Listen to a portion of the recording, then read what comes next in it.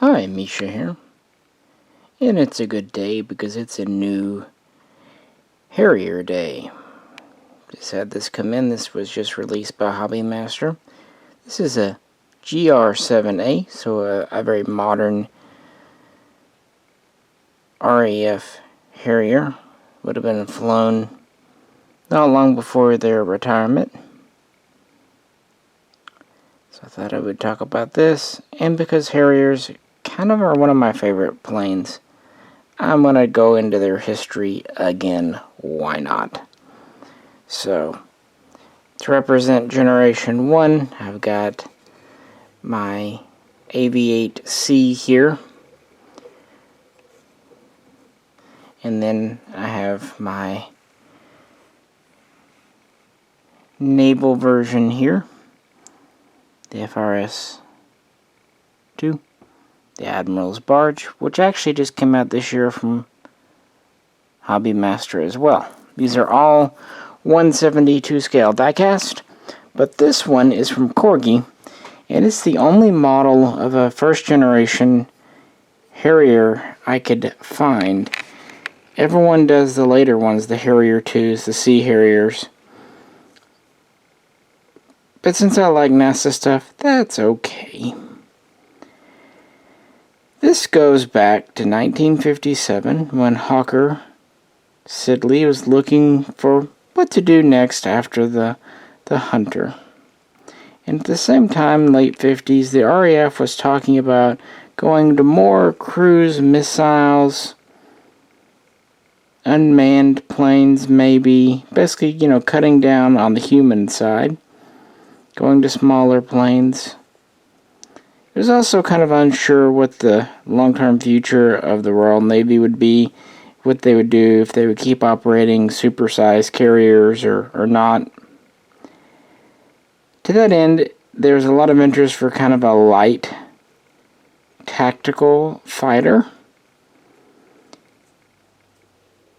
And what really kind of spurred the Harrier on was the development of the Pegasus turbofan engine. So with that engine in hand, Hawker came up with a design, and in 1959 the RAF was interested.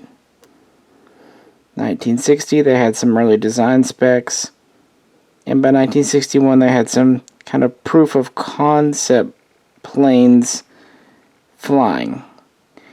It was at this point the Americans became interested, especially the Marines, and this would lead to Hawker's Kestrel, which they would make, I forget, 8 or 10 kind of pre-production models of. It was more than a proof of concept, it was an advanced prototype, really. Moving forward, the Kestrel would be advanced and developed into what we know as the Harrier. The American USMC would kind of confirm, yeah, we're interested. We need something to replace our aging attack planes. And 1967, the RAF confirmed that they would be interested in purchasing 60, at least to start with. The Royal Navy was also interested. So by 1968, we have our prototype rolling out of the Harrier. It flew late that year. And then on April Fool's Day, 1969, the GR.1 was officially adopted into RAF service, and squadrons were quickly re-equipped with them, and the first couple of squadrons would be stationed in West Germany. It was kind of a Minuteman defense against a potential Soviet invasion.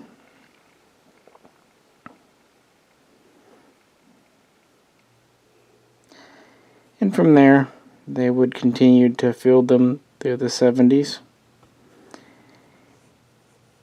The U.S. Marine Corps specifically McDonnell Douglas,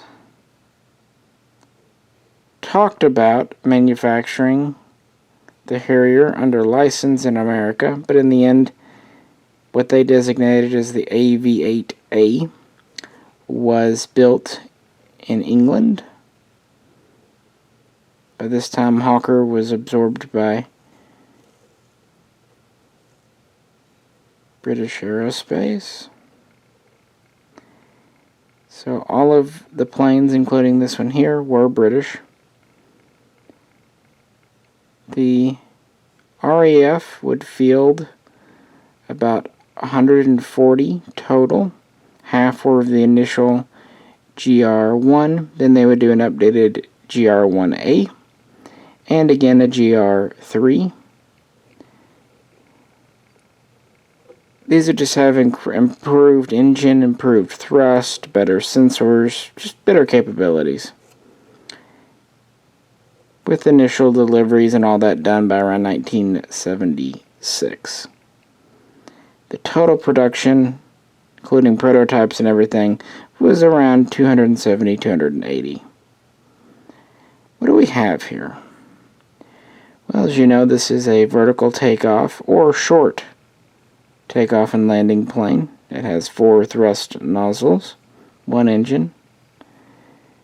It was really the only successful military jump jet from the 60s. And while its range and payload were limited, for the day, it offered a lot of flexibility that other planes could not. It could operate from forward bases, so on and so forth. In fact, not only were these flown from land during the Falklands War in 1982, 10 of them, specifically GR3s, were hastily converted to serve on board HMS Hermes. So even the early versions were, with a bit of scratching around, carrier capable. But that would be the only time Generation 1 Harriers would see active combat. After that, they would soon give way.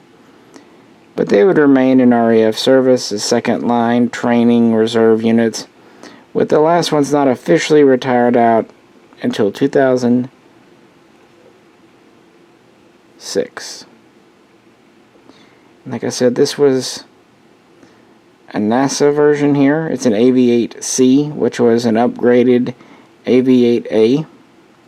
So this plane would have originally been made in Britain as a first generation Harrier. When I get the next one up, you will see some differences.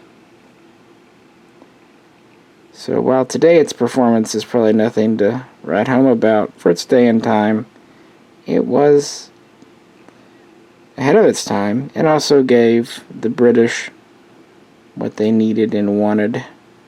And it proved very combat capable in the Falklands.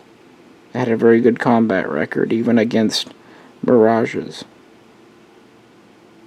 Well, let us move along.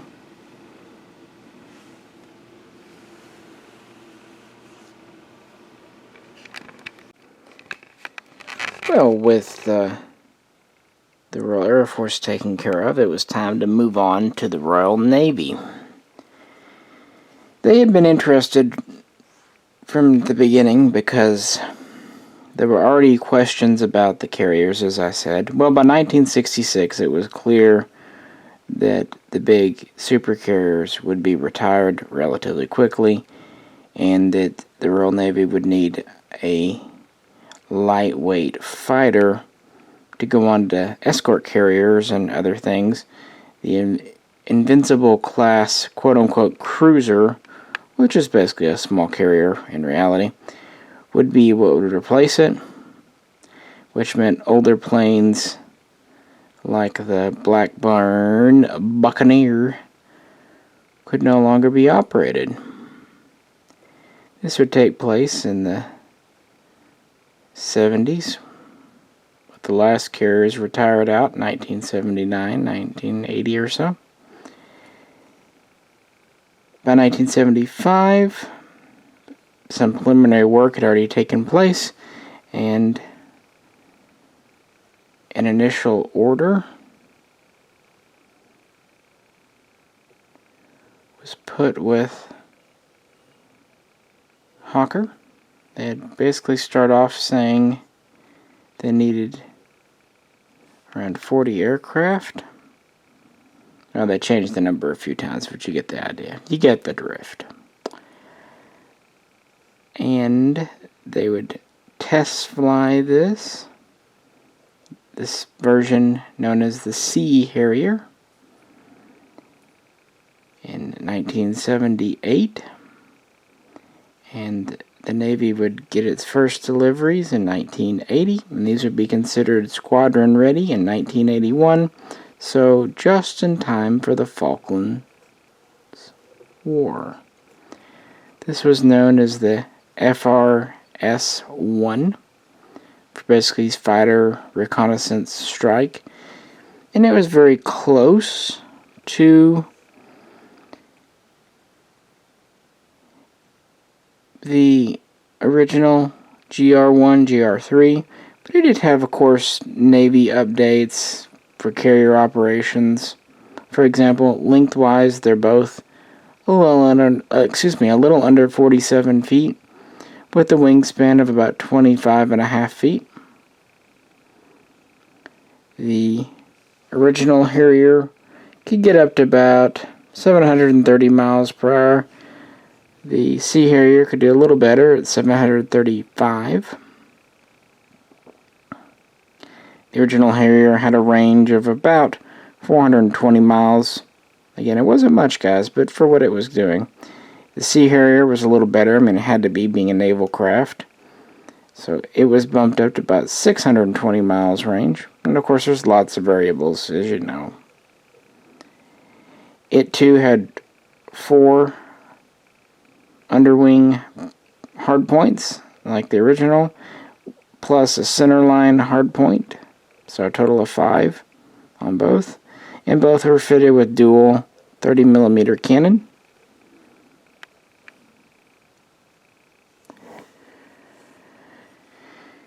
Well, after experiences in the Falklands, in 1984, the Navy kind of ordered an updated version, essentially with an upgraded engine and to correct some basic issues, slightly better cockpit, access to more modern weaponry, the usual. This was designated as the FRS-2, which this plane is here. It would have its first test flight in 1988. Initially, they would update some of the original FRS-1s, and then they would purchase new purpose-built planes, and the name would be changed to slightly more simplified FA.2, and deliveries would commence 1990 through 1993. All in all, they would build 111 Sea Harriers, including prototypes. One thing that it had going over the original ground Harrier, the ground could lift about 5,000 pounds in payload. Sea Harrier, thanks to an upgraded engine and some design streamlining, could lift 8,000 pounds. Which, by a modern aircraft isn't a whole lot. I mean, the F-16 could lift double that, but keep in mind, a World War II bomber, often that was its maximum payload, so pretty impressive. Also keep in mind, this was kind of an odd choice. I mean, it worked well for the Navy, but this is a small, subsonic jet at a time when most other fighters are large and fast. I mean, again, 700 plus miles per hour, and its altitude was about 50,000 feet. Not bad, but performance-wise, but I think its versatility made up for it. And these are primarily designed for fleet defense, but also did have a ground strike capability, although the Royal Air Force's GRs were more into that than these. Primarily, they were armed with various air-to-air missiles. And since these were created in the late 80s, they did benefit from some of the upgrades from the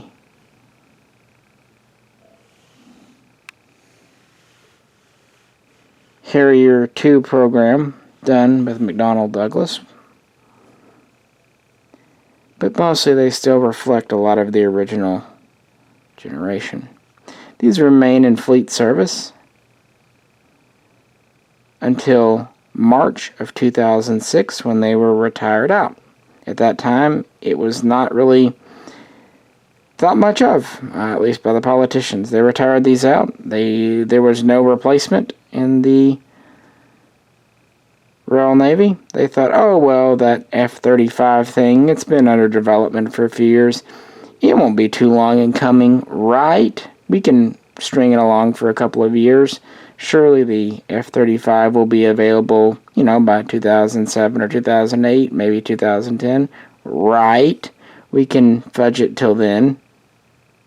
So yeah, that they were kind of banking on the F-35B to replace the Harrier, and so they just retired these out without even having any idea when that would actually materialize. Good move, guys. Good move.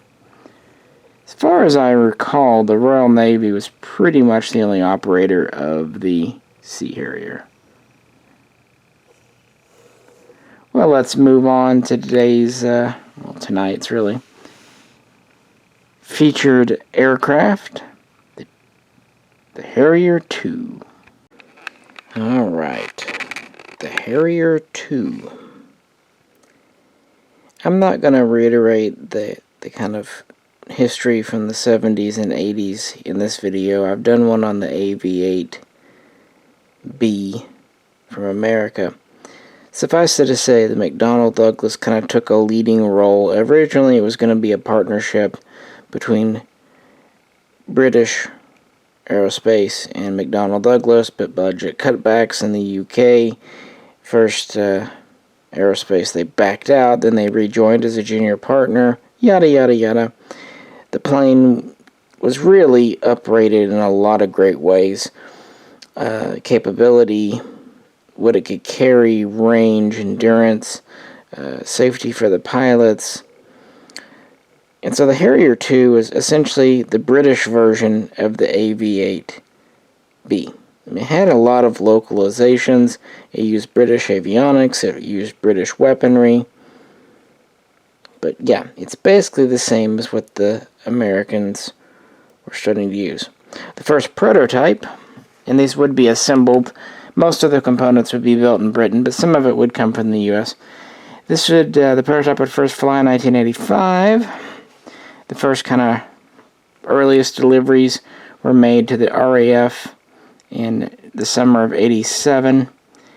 And then at the end of 1989, they declared the first squads operational. And again, kind of like the GR1 and 3s before them, the first ones were sent to West Germany. The initial Harrier.2, the first one in the second series, was the GR5. Pretty much as soon as they went into service, they were working on this model here, the GR.7. It had a prototype fly in 1990, and the very, very first GR.7s reached the RAF mid to late that year. While they technically had Harrier.2s for the first Gulf War, they considered the system too new and untested to deploy in the desert, so these missed out. But the GR5 would soon be used in 1993 to enforce the no-fly zone over Iraq. Then the GR.7 would kind of come around. Ironically, I'll explain in a bit why, in 1994 they actually tried out the GR.7 from a Navy carrier, and then it first started to see some use over former Yugoslavia. So the GR.7 kind of started to eclipse the original GR.5. And by 1998, another update, an important one, was made available. A laser designator, a targeting pod, although they really never put these into full production or full issuance, so there were always more aircraft than pods available, but it was a thing that was out there. And the original Harrier 1s would be fully phased out in frontline units by the H2 by the mid-90s. The H1s were just kind of put into reserve or used for trainers. Speaking of, there was a training version called the T10, which was a two-seater, but it was combat capable. One other thing to point out, the RAF Harriers did not have a radar built in, but the Sea Harriers actually did, as would the Marine Corps Harriers. But yeah, these were used early on in Iraq, 2003. They were used for close support to be called in to help advancing troops. They were also used to patrol the skies and for reconnaissance. They first were sent to Afghanistan in 2004 to relieve American AV-8s. It would serve in Afghanistan for a number of years. The GR.7a, which this is a model of here, actually had an uprated Pegasus engine that could carry more payload. And this plane, as you can tell, is relatively similar to the original, but while the length is still about 47 feet, it does have a wider wing. It's got about 14% more wing, and it's about 30.5 feet in span. It has two cannon, as the earlier ones, but these are 25mm now instead of 30. It has a total of 8 hard points under the wings now.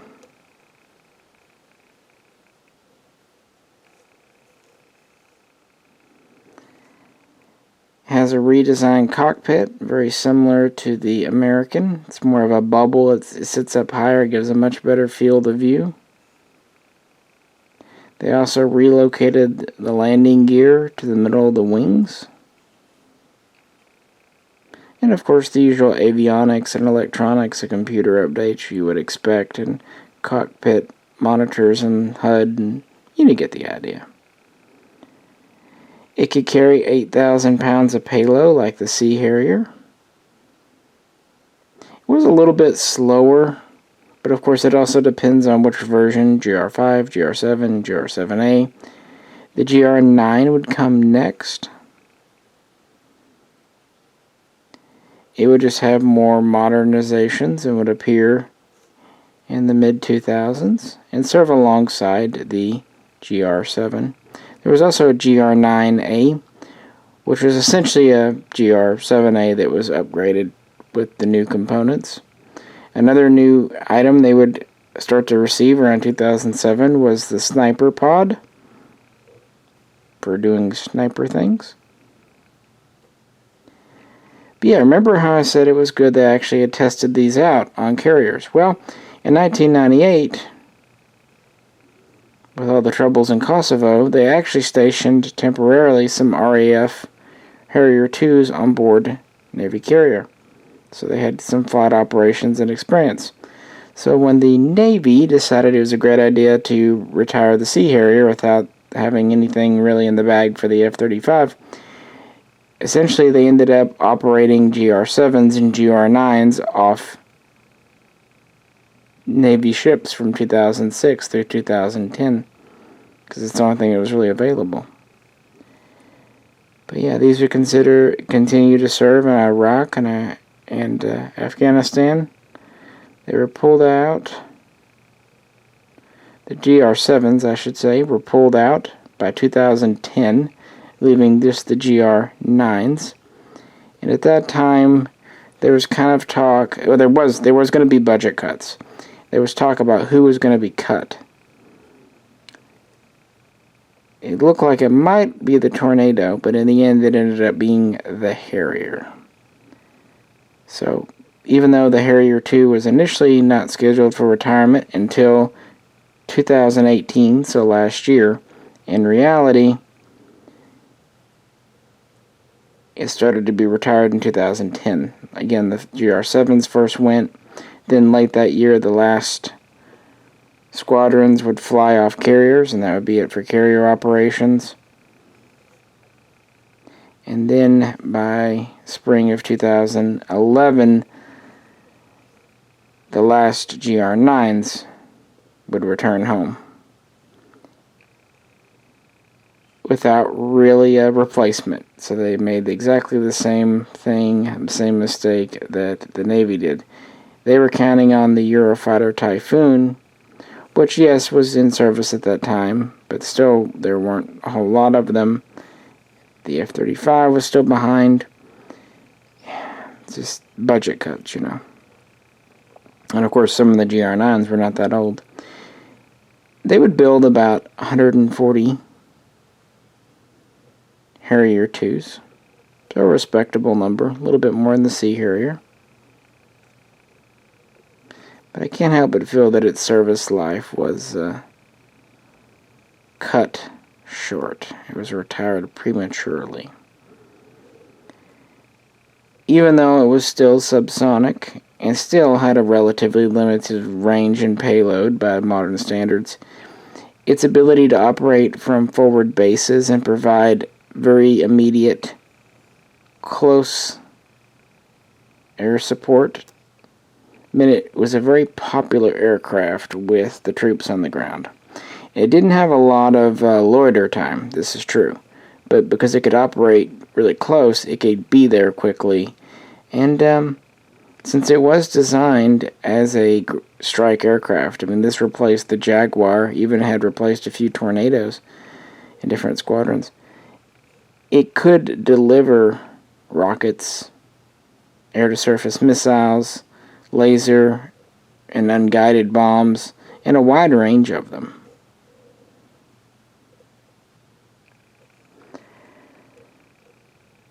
So it definitely had its purpose, and as you could tell, it could operate from just about anywhere. Land, sea. I mean, it's better to use short takeoff and landing, but vertical is an option if you just, have to. And it's just such a British plane. Maybe the last great British plane that's truly British. And it was a good export for them, too. Just for completionist sake, British Aerospace would end up being BAE Systems, which they still are today. And that's the end of the Harrier, guys, unfortunately. Well, quickly on the models. You can tell I like the history. This is a new model that just was released in September of 2019 from Hobbymaster. It's an example that would have been in Afghan theater. Comes with a few different ordnance loadouts. It does come with a pod for the center line, but because of the stand, you can't install it if you want the stand. Gear up or down. It's an older tooling, so it does have a little oddities. With these older Harriers, I almost always have to glue, just a dot will do, the ordnance on the wings. It just seems like the holes aren't exactly right, like they're a little loose No big deal, though. No, it really isn't. And also the canopy. You don't get two different canopies. It's the same canopy. You just plug it into a different hole for up. And it does fit a little loose. It's not just this model. It's just the tooling in general. Because there's only one peg holding it in the back. This is something to be mindful of. And I bring it up because the FA.2, or the FRS.2 if you prefer, is a newer tooling, and it shows. The canopy is much tighter. The ordnance stays on the wings very well. It just comes across as a refined tooling, even if the plane itself is an older example. The tooling is newer, and they're about the only ones I know that do a Sea Harrier, one or two. Other people do Harrier 2s. And as I've commented on the Corgi, it's a very solid feeling model. It does have gear up or down, and you can rotate the nozzles. In fact, all four are synced together, so if you rotate one, they all rotate, which is a neat feature. I wish Hobbymaster would do that. But on the other hand, the tanks are permanent. Because this is a NASA, it didn't come with any ordnance. I'm kind of glad that it doesn't. And of course, the cockpit doesn't open. The pilot's not removable. It is what it is. But it's the only AV.8a or AV.8c or Harrier, GR.7a. It's the only one in that family I could find. And I don't even think Corgi has made this in a while.